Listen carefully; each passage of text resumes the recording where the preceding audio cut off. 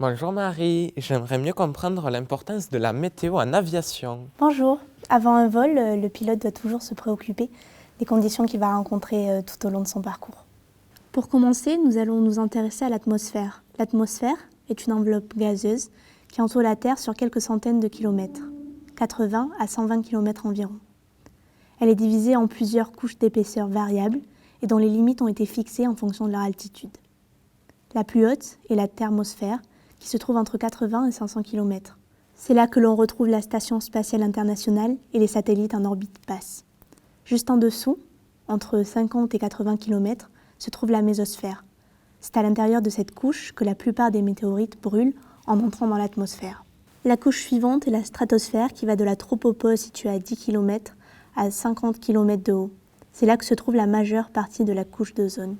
C'est quoi la tropopause? La tropopause est la partie haute de la troposphère. Elle se situe à 11 km d'altitude. C'est à l'intérieur de cette zone qu'évoluent les avions commerciaux. La troposphère est la couche qui va de la tropopause au sol. C'est là que sont localisés les phénomènes météorologiques. Sais-tu de quoi se compose l'atmosphère ? Oui, l'atmosphère est constituée d'air sec, de vapeur d'eau et de poussière. Il y a aussi des mélanges de gaz dont 78% de diazote, 21% de dioxygène et 0,9% d'argon. Très bien, Iliane. Sache que pour les besoins de l'aéronautique, il a été défini une atmosphère standard qui est pour la température de 15 degrés et pour la pression 1013,25 hectopascales. Connais-tu cet instrument ? Oui, c'est un baromètre, ça permet de savoir le temps qu'il va faire. Exactement. Ce baromètre permet de mesurer les différences de pression. Cette mesure se fait en hectopascales. Il faut savoir que plus on s'élève en altitude, plus la pression diminue et que la pression atmosphérique et la température sont liées. En effet, plus la pression augmente, plus la température monte. Le cadran est gradué en hectopascales. Cela permet de connaître les variations de champ de pression. Sur cette carte, tu remarques les lettres A et D. Ce sont des zones de pression. A représente les anticyclones, sont les zones de haute pression, alors que le D indique les dépressions qui représentent les zones de basse pression. L'anticyclone est synonyme de beau temps. La dépression annonce l'arrivée de vent et de pluie. Dans l'hémisphère nord, le vent tourne dans le sens des aiguilles d'une montre, autour d'un anticyclone, et dans le sens inverse des aiguilles d'une montre, autour d'une dépression. Tandis que dans l'hémisphère sud, c'est le contraire. Sur la carte, on retrouve des chiffres en hectopascales. Ils sont plus élevés autour d'un anticyclone et moins élevés autour d'une dépression. Les lignes sont des isobars et matérialisent les différents champs de pression. Sur la carte, le front chaud est représenté par un trait rouge sur lequel se trouvent des demi-cercles qui pointent dans le sens de sa progression. Le front froid est représenté par un trait bleu sur lequel se trouvent des triangles qui indiquent aussi le sens de progression. Lorsque les deux fronts se rejoignent, on parle d'occlusion. C'est le trait mauve avec, en alternance, un demi-cercle et un triangle. Cela se produit lorsqu'un front froid rattrape un front chaud. Maintenant qu'on a vu les pressions atmosphériques et les champs de pression, nous allons passer au calage altimétrique. Sais-tu quel est cet instrument que l'on trouve sur le tableau de bord d'un avion ? Oui, c'est un altimètre gradué en pied. Il permet au pilote de connaître son altitude. C'est bien, Iliane. L'altimètre permet de connaître son altitude, mais pour cela, il faut faire le calage altimétrique de l'appareil. Il existe 3 sortes de calage en fonction du type de vol que l'on réalise. Regarde ce schéma, tu vas mieux comprendre. Le QFE, c'est un réglage de la pression atmosphérique au niveau de l'aérodrome. Ce calage indique la hauteur entre l'aérodrome et l'avion. Il est utilisé pour des vols en proximité du terrain, comme un tour de piste par exemple. Le QNH, c'est un réglage de la pression atmosphérique par rapport au niveau de la mer. Ce calage indique l'altitude de l'avion par rapport au niveau de la mer. Le QNE, ou 1013 hectopascales, c'est un calage de la pression standard au niveau de la mer. Ce calage est utilisé pour voler en niveau de vol ou flight level. Il est utilisé par les avions de ligne sur des longs trajets. Un autre élément météorologique important est le vent. Je vais te laisser avec Marcelin qui va te l'expliquer. Bonjour Yann. Pour connaître la force du vent sur un aérodrome, on utilise la manche à air. C'est un repère visuel que l'on trouve près de la piste. Plus le vent est fort, plus elle se soulève. Chaque bande rouge ou blanche symbolise 5 nœuds de vent. Si elle forme un angle de 45 degrés avec le mât, le vent est d'environ 10 nœuds.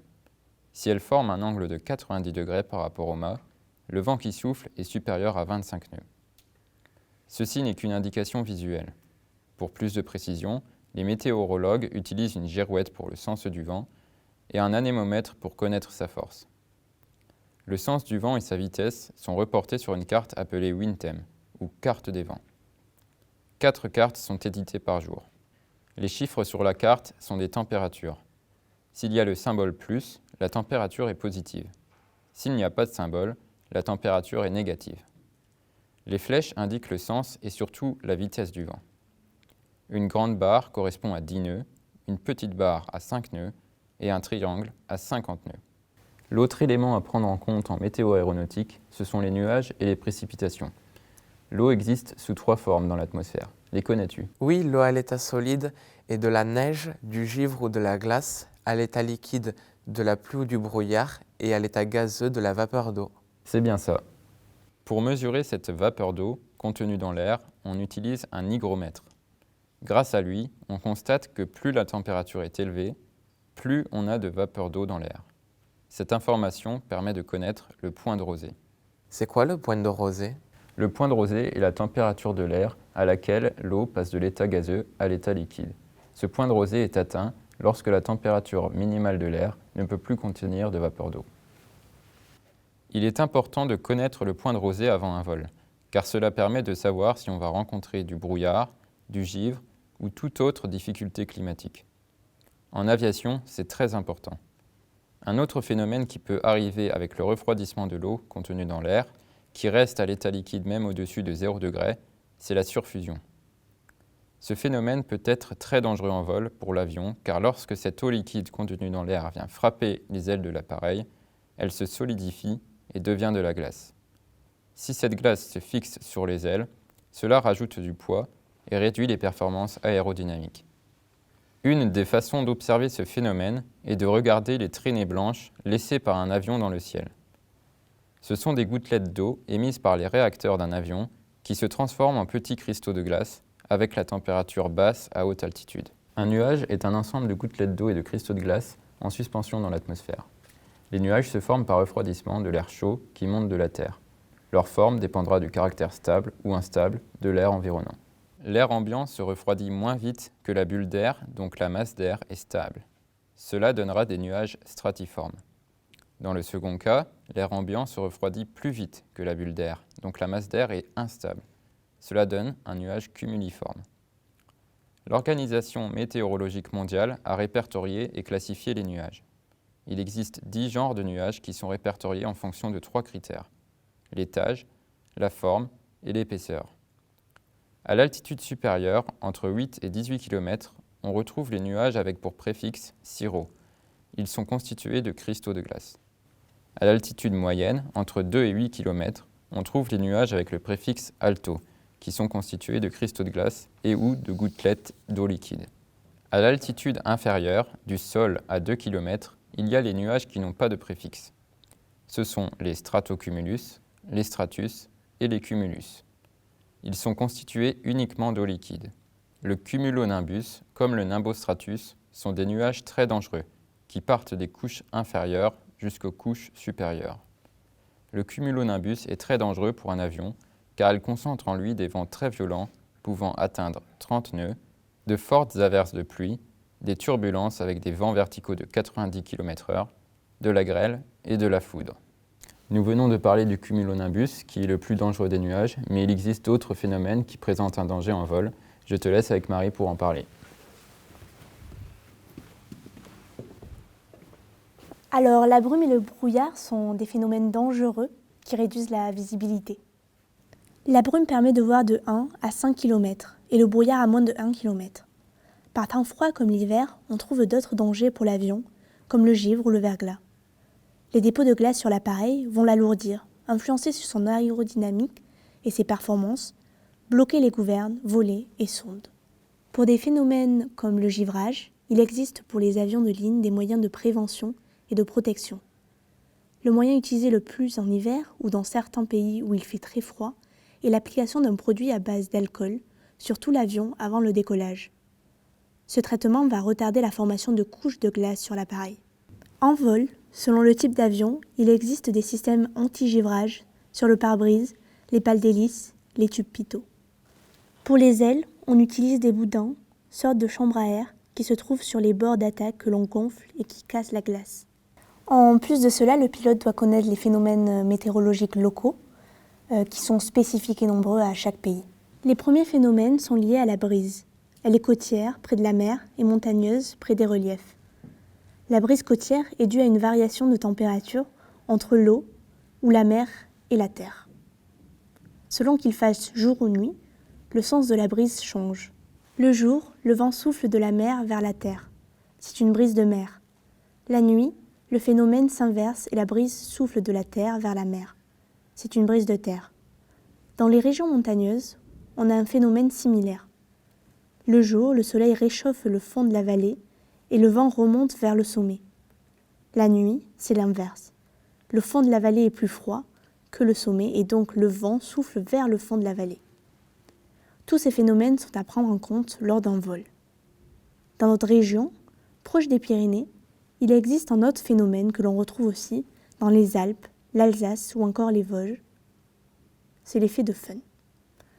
Cela se produit lorsque de l'air humide franchit un obstacle, une chaîne de montagnes comme les Pyrénées par exemple. L'air humide, qui se trouve du côté espagnol, se refroidit en s'élevant le long du relief. Arrivé au sommet, cela produit de la pluie ou de la neige. En redescendant de l'autre côté du relief, les nuages déchargés de leur humidité se réchauffent avec le soleil. Pour aider le pilote dans sa préparation du vol, il existe des messages météorologiques tels que les METAR, qui sont des observations, et les TAF, des prévisions. Je te propose de déchiffrer un message ensemble. Le METAR est un message d'observation des conditions météo sur l'aérodrome. Il est édité régulièrement. C'est un message codé, toujours organisé de la même façon. Tu y trouves le type de message, METAR ou TAF, puis l'indicatif de l'aéroport. Par exemple, Toulouse-Blagnac, LFPO. Ensuite, le jour et l'heure de l'observation. Le Z qui se trouve après les chiffres veut dire Zulu et indique que nous sommes en temps universel UTC. Après se trouve le sens et la force du vent, la visibilité météorologique, la portée visuelle de la piste, le temps significatif et la couverture nuageuse. Les chiffres qui suivent indiquent la hauteur. Tu trouveras ces codes sur le site de Météo France. Ensuite, c'est l'indicateur de température de l'air et du point de rosée. Pour finir, on trouve la pression du QNH. Pour le message TAF, c'est une prédiction météo sur un temps donné. Il en existe des courts, valables 9 heures, et des longs, valables 24 heures. La syntaxe est la même que pour le METAR, mais organisée différemment. En plus des informations que nous avons vues, on retrouve le temps de validation du message, avec l'heure de début et l'heure de fin, ainsi que l'évolution du temps durant cette période. Ça fait beaucoup de choses à prendre en compte. Oui, avant un vol VFR, le pilote doit prendre en compte la visibilité, la base des nuages, la nébulosité et la direction du vent. Ainsi, il évitera des problèmes et pourra voler en toute sécurité.